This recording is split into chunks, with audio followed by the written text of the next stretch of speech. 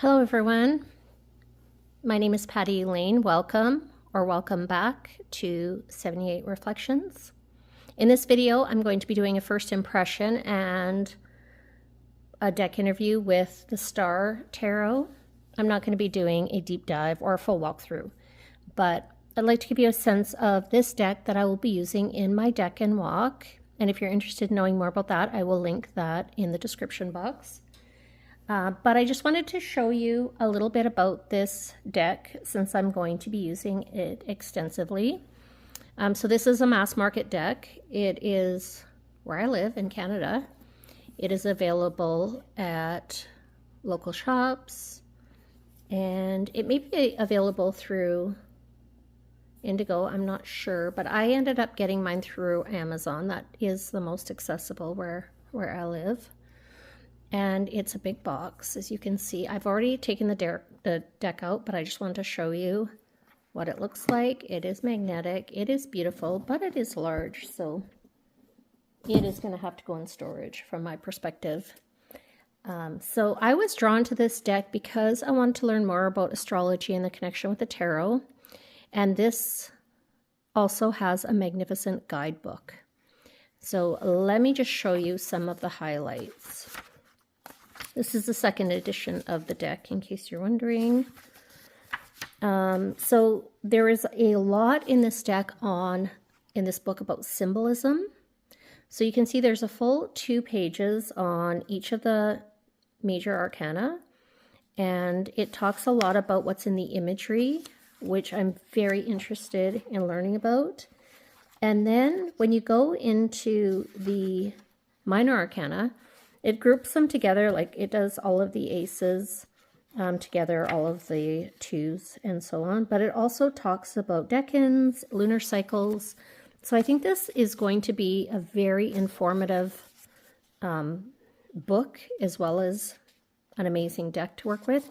And you can see with the minor arcana that they provide the astrological reference, element, lunar cycle, season, keywords.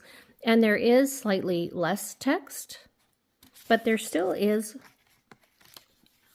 a significant amount of information on each of the cards. So I'm excited to dig into this, and I'm happy to have that as a resource for my Decan walk. Now, the cards themselves. I do have my Radiant Wise Tarot card here to show you in comparison the size. They are wider and taller than the standard tarot, which I wish they weren't because I have small hands. So shuffling is challenging for me. But I do like the cardstock. It is matte. And although it feels kind of similar to the Shadowland Tarot, for those of you who watch my video on the Shadowland Tarot, I do like the cardstock, but this cardstock is quite inflexible and it is bowing. This one is, I think, more flexible. So I'm hoping it won't bow. It does have the gold gilding, which I don't like it. It is not my favorite. It does not make it comfortable. It's already a big card, so then to shuffle with the gilding is not ideal. It is very hard for me to shuffle these cards this way because you can see my hands aren't very big. And so to shuffle them this way, it's not easy because, like, maybe once they get used a bit more, they'll be easier to shuffle. But that's not easy to do. Hand over hand, they are nice to shuffle. But yeah, there's pros and cons. I do love the imagery. So let me show you some of the cards. I would consider the artwork quite ornate, but look at that Princess of Pentacles. I love it. That's me. She's got a deer, 2 deer. She's got a bear. It's beautiful. It's very, very colorful, probably more colorful than most of my decks, which are more muted in tone is typically what I'm drawn to. But I love blue, and I do like the color palette for this deck for the most part.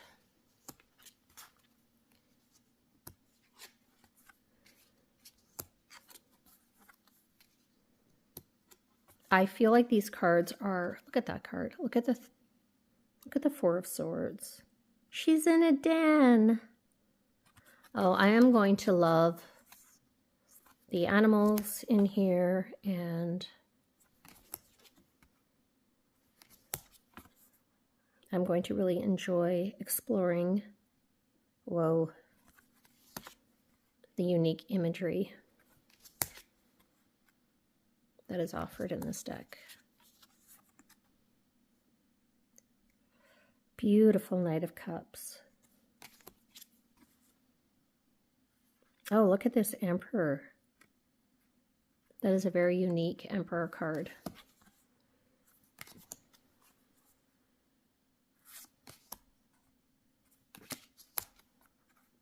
It's quite beautiful. So I'm just going to do some shuffling, and I will, oops, and I am going to draw some cards for the deck interview, starting with the first question I like to ask is, what card in the deck describes you? I'm just going to pause while I shuffle. So for the first card, getting the Five of Cups is really interesting for the deck to describe itself as the Five of Cups, because the Five of Cups is typically a grief card. And how I would read that is that this deck may be more prone to the shadow side and offers a real depth of exploration. The next question I like to ask is, what is your first impression of me? And so the first card is, I'm asking the deck to describe itself. And then the second card, I ask the deck to describe me. So this should be interesting. And I do wait for flyers, which is why sometimes I pause it, because it can take a while.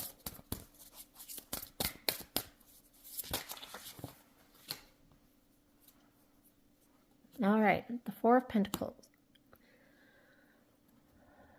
Okay. So the deck first impression of me being the Four of Pentacles may indicate that the deck views me as being reserved and possibly with some, guards up. Maybe not as open. Four of Pentacles is typically stabilization of resources, so it can be, things like hoarding or accumulating resources, or it can be careful management of resources. So I think that the deck perceives me as maybe not being super open. So I'm curious then, how can we work best together? How do you see us working together?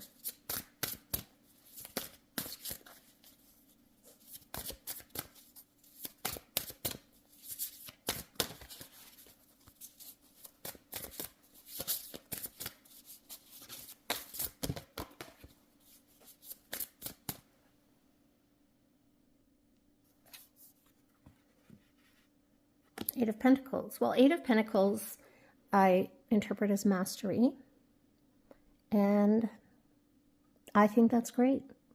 That is the reason I purchased this deck, was to learn more, and so I think that this deck has a lot to teach me, which is wonderful. Let me just, as a sampling, read a little bit from the guidebook for each of these cards. starting with the Five of Cups, and I'm going to go into the imagery because I think that is something unique about this deck that I would like to explore. So for the Five of Cups, in the image of the Five of Cups, a cloaked person stares down at 3 spilled cups of loss, disappointment, and regret. Dark clouds hang overhead as rain teems down in this dark realm of despair. Rainbow butterflies, representing the 7 chakras of transformation, emerge out of the 2 golden cups, ascending towards the rainbow in spirit. The green butterfly, for the heart chakra in the center, symbolizes the healed, transformed heart. The rainbow symbolizes hope and the bridge between heaven and earth. The brilliant sun shines out with healing rays of new beginnings. Wow. Very interesting to hear how they go so deep into the imagery. I feel like I'm really going to get 8 of Pentacles mastery out of this. So let's look at the 8 of Pentacles next. That wasn't the second card. The second card is the 4 of Pentacles. So let's look at that one next. So again, focusing on that one part of the guidebook, the imagery. The image of the 4 of Pentacles is an ancient stone portal. Symbols of the elements are carved onto the portal: fire, spirit; water, emotion; air, mind; and earth, physical, symbolizing an alchemic balance. The waning crescent moon sits on the top of the portal, symbolizing a pause in time to gather information for future goals.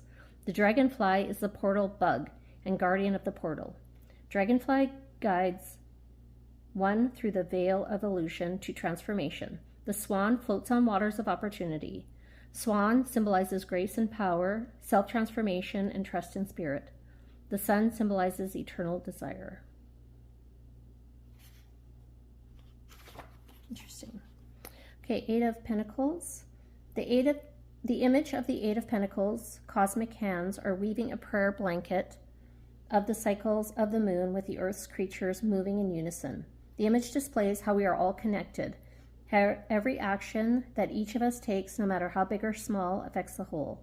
The 8 of Pentacles in the blue circle have 8 different moon phases that cycle around the 8-pointed star.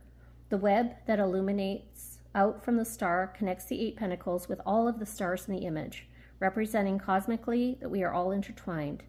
The 8-pointed star represents as above, so below, a balance that is forever in the works of life.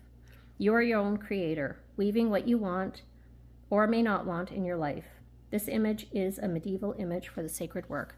Wow, I love that even more for the work we're going to do together. Well, I think that was a interesting deck interview, and I think it's going to be a wonderful fit for my Decan walk, or Decan Stroll, as I'm saying. So with that, I hope you'll join me in another video. Please like the video if you do, and subscribe if you'd like to hear more from me. Until next time.